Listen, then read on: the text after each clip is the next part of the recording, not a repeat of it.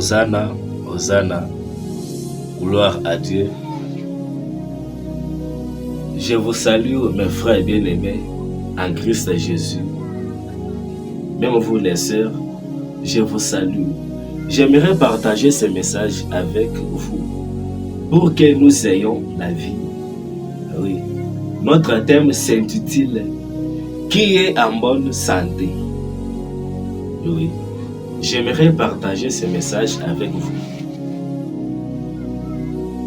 Nous devons savoir qui est en bonne santé. Est-ce que c'est celui qui mange de la viande? C'est celui qui mange de la tomate, l'oignon et les piments avec du sel? C'est celui qui est en bonne santé. Qui est vraiment en bonne santé, mes frères bien-aimés, mes frères bien-aimés? Qui est en bonne santé?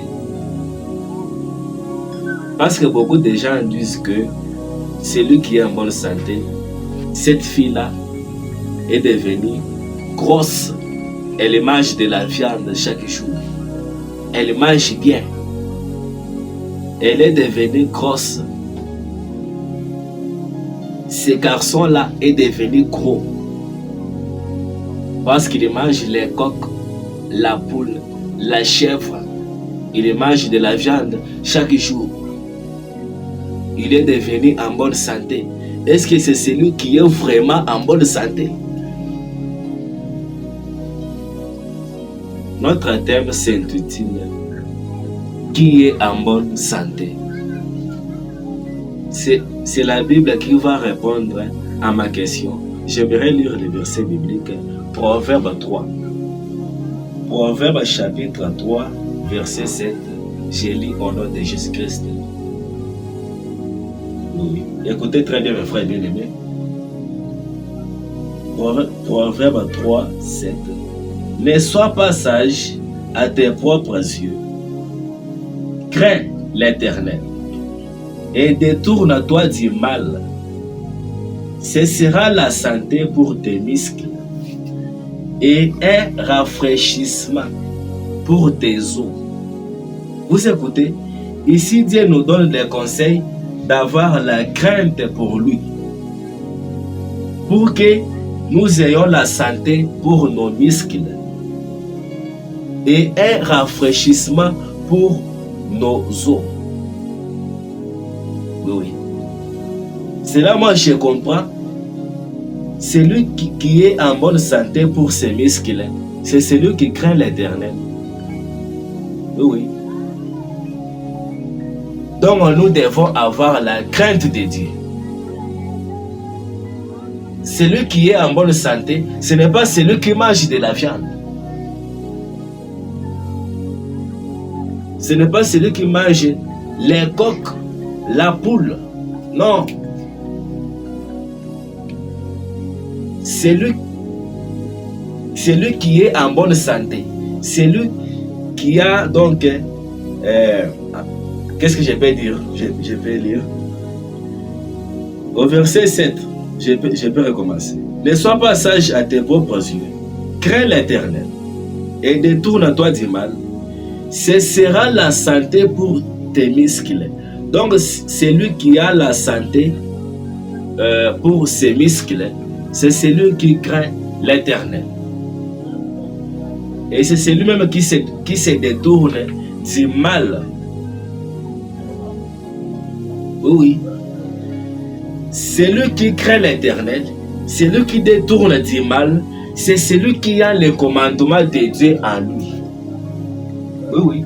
Si tu as la parole de Dieu en toi,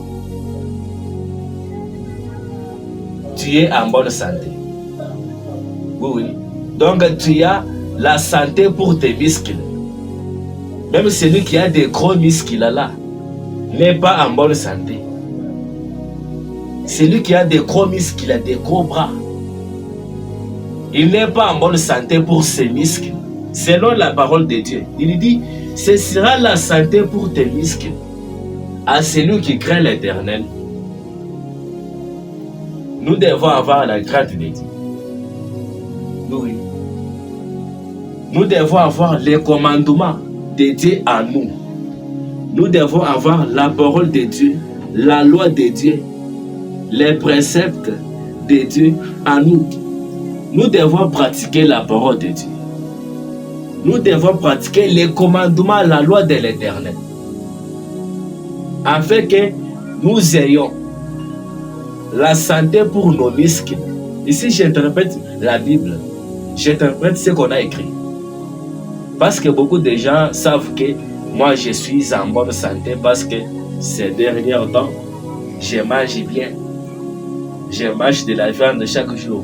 Nous autres là, nous mangeons des légumes, mais nous sommes en bonne santé. Oui. Mon frère, ma soeur, tu dois avoir la parole de Dieu en toi. Celui qui a la parole de Dieu en lui, c'est celui qui est en bonne santé pour ses muscles et un rafraîchissement pour ses os. Oui. Car si tu crains l'Éternel, même la maladie ne peut rien sur toi. Oui. Dieu sera le protecteur pour ta santé. Oui. Tu dois avoir la parole de Dieu en toi. Tu dois avoir l'esprit de pratiquer la parole de Dieu. Oui. Alors Dieu sera le protecteur pour ta santé. Oui. Ce que j'ai dit est vrai. Souvenez-vous de l'histoire des 4 personnes. Je peux lire aussi ces versets-là. Daniel, Shadrach, Meshach et Abednego, et avaient la parole de Dieu en eux. Ils pratiquaient la parole de Dieu. Je peux d'abord lire. Daniel chapitre 1, verset 12 jusqu'au verset 16. Daniel 1, 12.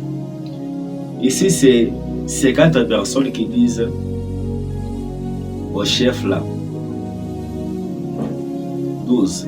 Éprouve tes serviteurs pendant 10 jours et qu'on nous donne des légumes à manger et de l'eau à boire. Tu garderas ensuite notre visage et celui des jeunes gens qui mangent les mets du roi. Et tu agiras avec tes serviteurs d'après ce que tu auras vu. Il leur accorda ce qu'ils demandaient et les pourvoit pendant 10 jours. Au bout de 10 jours, ils avaient un meilleur visage et plus d'embonpoint que tous les jeunes gens qui mangeaient les mets du roi. L'intendant emportait les mets et les vins qui leur étaient destinés et il leur donnait des légumes. Vous écoutez très bien. Daniel, Shadrach, Meshach et Abednego et mangeaient des légumes.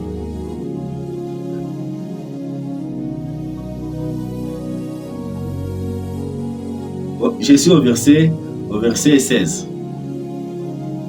L'intendant emportait les mets et les vins qui leur étaient destinés. Il leur donnait des légumes.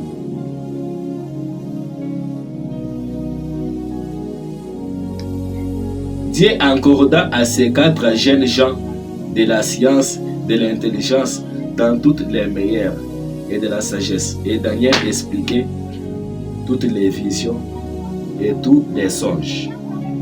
Je ne sais pas si vous avez écouté mes frères bien-aimés. Ces 4 personnes et mangeaient des légumes. Au bout de 10 jours, ils avaient des meilleurs visages. Juste des légumes. Oui. Ils avaient refusé de manger les mets du roi. Hosanna, Hosanna.